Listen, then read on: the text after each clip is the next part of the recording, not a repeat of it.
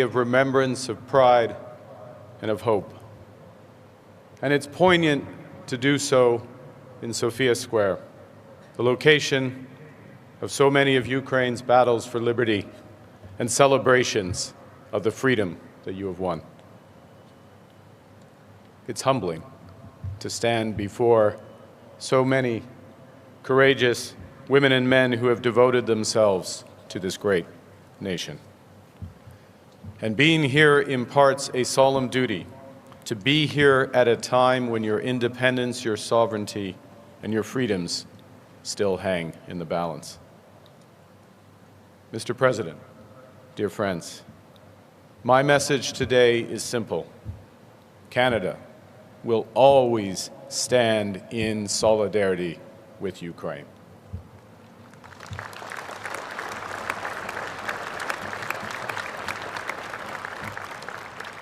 And Canada will always be with you, so your many sacrifices lead to the peace, security, and prosperity that all Ukrainians, that all peoples deserve. Canada is under no illusions about the importance of your struggle. And you should have no doubts about the commitments of Canadians to your cause. Because your cause, freedom, democracy, sovereignty, is our cause. And your history informs our history. Today, I come here with the honor of leading Canada's new government, and I commit that Canada will remain by Ukraine's side in your fight for independence, sovereignty, and freedom, and that we will be there with you to promote peace, security, and prosperity for Ukraine once the killing stops.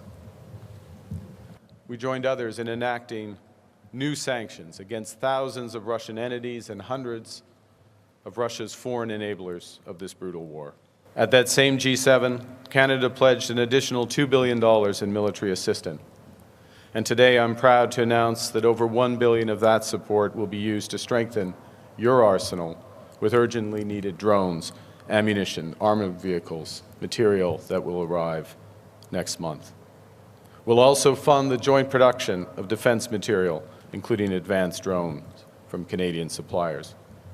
And we'll provide tens of millions of new funding to support emergency medical and shelter assistance,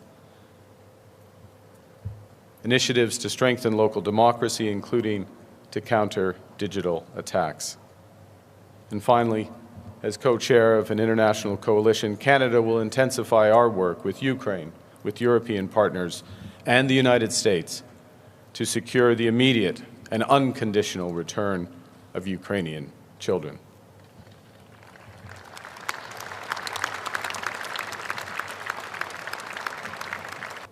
Putin has broken his word repeatedly from Minsk to this morning.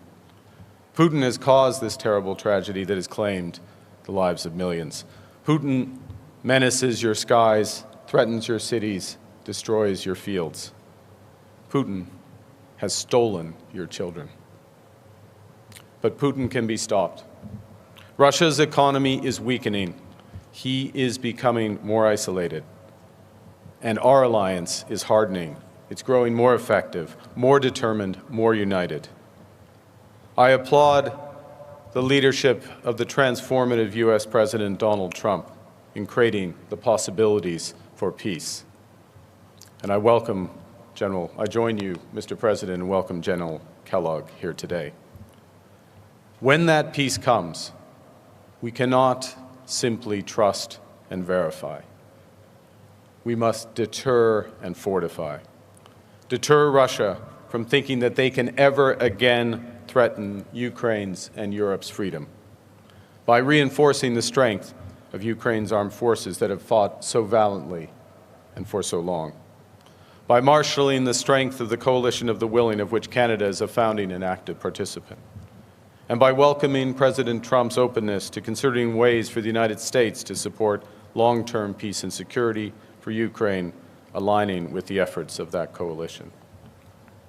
When peace comes, we must fortify Ukraine by rebuilding your cities, expanding your industries, developing your resources, and creating the foundations for true prosperity. And when that peace comes, and it will come, that day will come, Canada will be there. To close, Mr. President, in the last of those paintings I referred to, those Kurolik paintings, the one with the Ukrainian farmer amidst a Canadian field of plenty, a keen eye can see in the distance a mushroom cloud, a bomb. It's a reminder that peace, when it comes, can never be taken for granted. And it's a reminder to Canadians that we are connected, that your fight